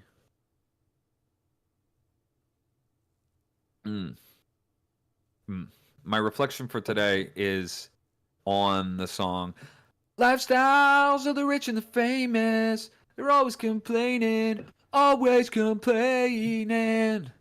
Yeah. money is such a problem, think we should take it. I don't know if those are the words. Yeah, man, I'm jamming to that right now. Can you put one hand on your headphones on your Five Belows and the other hand out here and work the Yeah. Nice. No, I get that. That totally makes sense because it's one thing if you're the culture being appropriated and you can see that somebody's a poser, sure. But it's another thing just having a constant knee-jerk reaction of hating everything or like just being just like you said. Everything you just said, I perfectly agree with. Just pretty much everything, all of your opinions. Surprise. Look what the cat dragged in. My same opinion reflected back at me. Yeah, no, but yeah, no, I think you're exactly right. Where now we're not at a time where we need to be doing that. It's more so like we need not to be gay or Sincerity. anything, but like we need sincerity and we need positivity and we need people just like enjoying each other's like content and stuff like that. And so the getting upset and like it's all, I think a lot of things. So somebody, you mentioned Nickelback and all of that, like everybody loved to hate them and all that kind of thing. But then you hear people like back in the day, Creed was in that category where people were like, oh, I ironically like Creed. Ha ha ha ha ha. But dude, what are you talking about ironically? I don't think that there was ever a time. I remember a time where people made fun of Creed for being like that. Right. But it was almost like it had not had enough time in the chamber to stew. And people they gaslit you into thinking that his voice was not. He's got a great voice. Yeah. People would lump him in with mumble talkers or whatever, like Eddie Vedder, who also profoundly unique voice and very enjoyable, like to the average person, objectively good voice, good vocal talent, and good vocal technique. And yet, it's still true that you can make fun of him saying, "On a weasel, what a weasel, tiddles, yeah. I called again. I said a weasel to be." Yeah. Right? You don't know what those words are. That's kind of funny.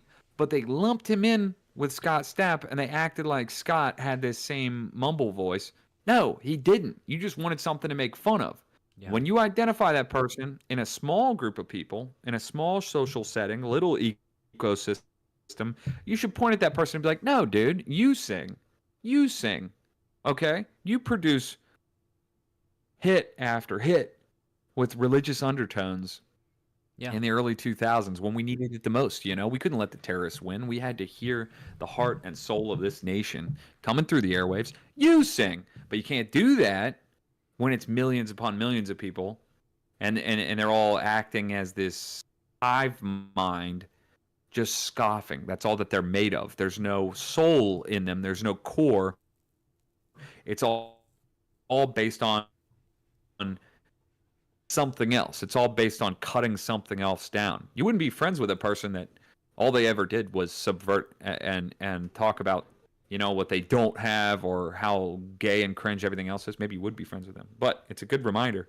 We got to grow up out of that. Yeah. Our movement or movements or whatever it is has to exist in the positive and not in the negative. It's a mind virus, just like everything else, and it's addictive and it's rub-offy, and it gets you to rub one off.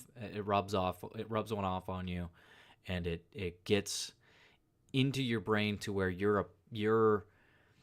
It's easy to be the person who like judges and like says everything is cringe and all that kind of stuff because it's easy, and you don't want to. It's very feminine because you don't want to be in the out crowd. You don't want to be the one that likes the thing when several other people around you don't like the thing or whatever. But yeah, ironically liking stuff or whatever, I feel like a lot of stuff goes that path where you initially sense that something's made fun of, you like it, or maybe you start to ironically like it because you're playing that role in society of like the ironic Creed liker or the ironic Nickelback enjoyer. But then it becomes inevitably something real and true and not ironic, and then you unironically, much like jokes, if you start doing things like saying, this is fire, bro. You do it initially as a kind of a satire of people who are like that, or like stoner talk or whatever, but then it becomes a thing that you do. So I think the same thing has happened with these guys, these wholesome guys, and that's again not to just be piggybacking off of everything that Matt says, but it is apt right now. Is he has been talking about these guys being wholesome, and it's just wholesome. It's just people, like you said, it's just people, a family that's doing something together and making freaking money, making a lot of money and making content and like enjoying it and smiling and having fun. And I'm sure they have good for them. Tons of haters, and I'm sure that they're hopefully appropriately like categorizing the haters and then being like, okay, well, you're paying for my life, you're paying for my house, you're paying for my like us to have nice things, and that's cool. So I like them. The more and more that I see about them, I like them, and it's funny to like to sing again unironically, not in an ironic like, oh, these guys are silly, but an unironic singing of we bring the boom to you, we bring the boom to you. That's funny. It's like a funny song. But yeah man, that's good.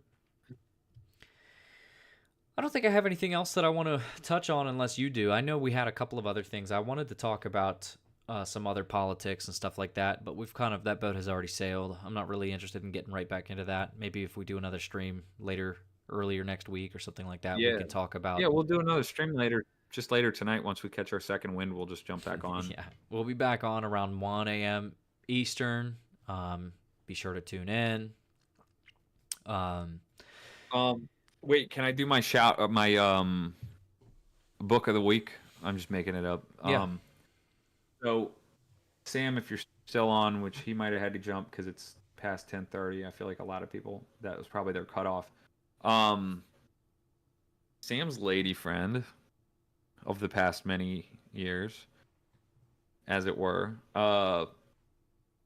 inspired me to jump back into something that I had lost interest in because it was kind of academic and it was like a moot point for me particularly. But now I can say, if you hit the rhythm and you just know what you're in for and you're content with learning history and getting little astute observations, it has been a joy to continue reading Rock and Sand by Father Josiah Trenum.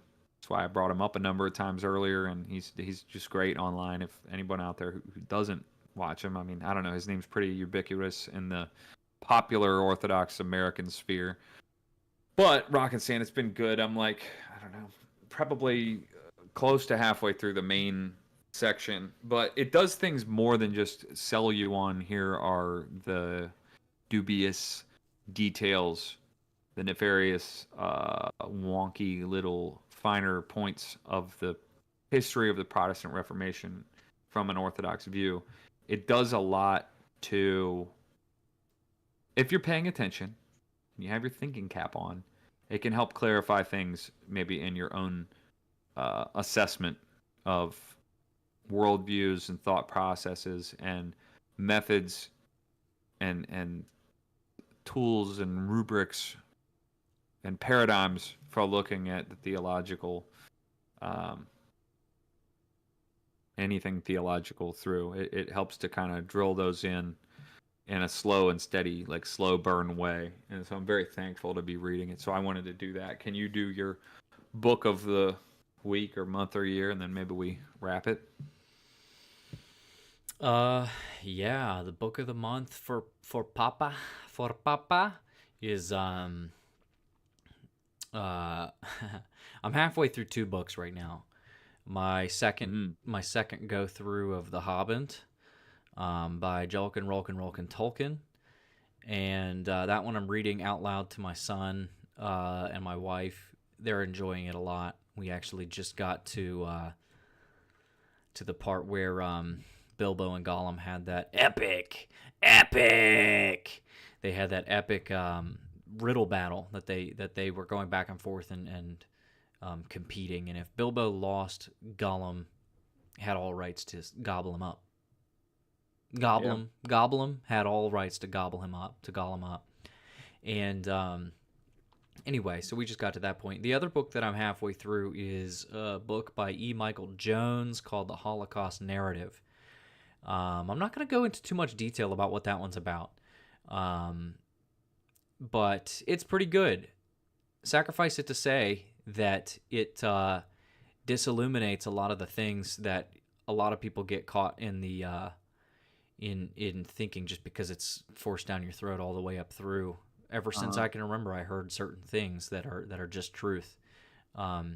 And so it's dismantling a lot of that, and not necessarily to the entirely full other end of the spectrum of actually everything was all right and good and perfect, but rather a very healthy, wholesome, like even playing field. Everyone was doing awful things, and and shedding a lot of light on the awful things that none of us have ever heard about that happened to all of the innocents after the fact. So it's sickening and pissening to read. It's one of those things where you kind of have to I exclusively read it before bed, and every single time have like bad dreams and stuff like that because it's just bad stuff. But you gotta kind of build up a little tolerance to that sort of thing just so that you know what's happening. And so it just goes to show, maybe we could finish with this, is that Christians have had it harder than any other group on earth ever, all throughout history, and have been persecuted more and treated worse and are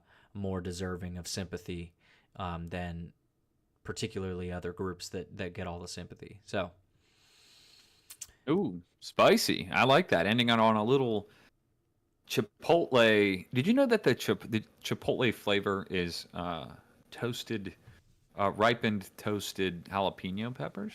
I heard that today. I heard that. Yeah, Mr. Bones. Yeah, no. Mr. Bones. E. Michael Bones actually wrote that book. Yeah. Mr. Michael Bones. Check out E. Michael Jones. Mr. Bones. All right, well, speaking of pissening, I can see you shifting in your chair. What's going on over there, big guy? Dude, I'm vibrating at like 240 hertz, and I gotta pee so freaking bad. He's over here gyrating. So we're gonna go ahead and log off. Do you have any final words or anything you want to? Well, we can consult the chat one more time, and then let's dip the chat. Where is it? Hold on. Rocket Chat Santa. Says, I don't know who that is. Yeah, I think Rock and Sand Jimmy. Maybe they thought that I said Rocket Santa the book. I don't know.